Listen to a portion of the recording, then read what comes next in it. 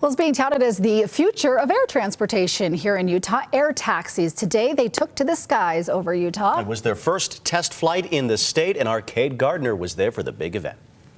Her name is Aaliyah, and she could just be the future of air travel. For now, she's designed to just fly people from airport to airport, but by the time the Olympics return, she could be used to fly people from ski resort to help alleviate all the additional traffic. Before takeoff, And I want to introduce you to Aaliyah, and I want to thank Beta for bringing her here. Isn't she beautiful?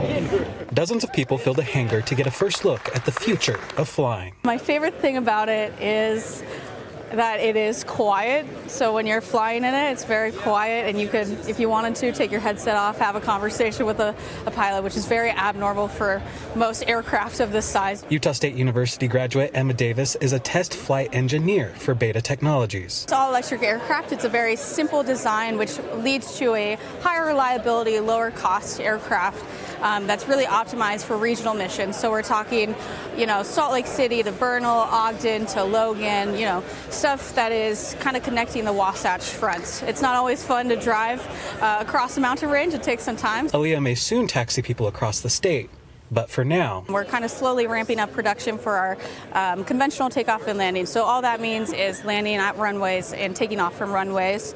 We're ramping up to have 300 aircraft off the production line per year. And then we're also, at the same time, we're designing, developing, and testing a vertical variant. So one that would take off vertically, more like a helicopter. You'd fly like a plane and then have a vertical landing. We are very receptive to new technologies. Carlos Braceras says UDOT is all in on the idea. We're going to start to see this technology accelerate. Once the FAA certifies this aircraft, we're going to start to see it just become part of our normal transportation options. So people can go where they want, when they want, how they want, and do so safely. To accelerate Aaliyah's integration into everyday life, This year we did $2 million to go through and put charging stations at our major regional airports.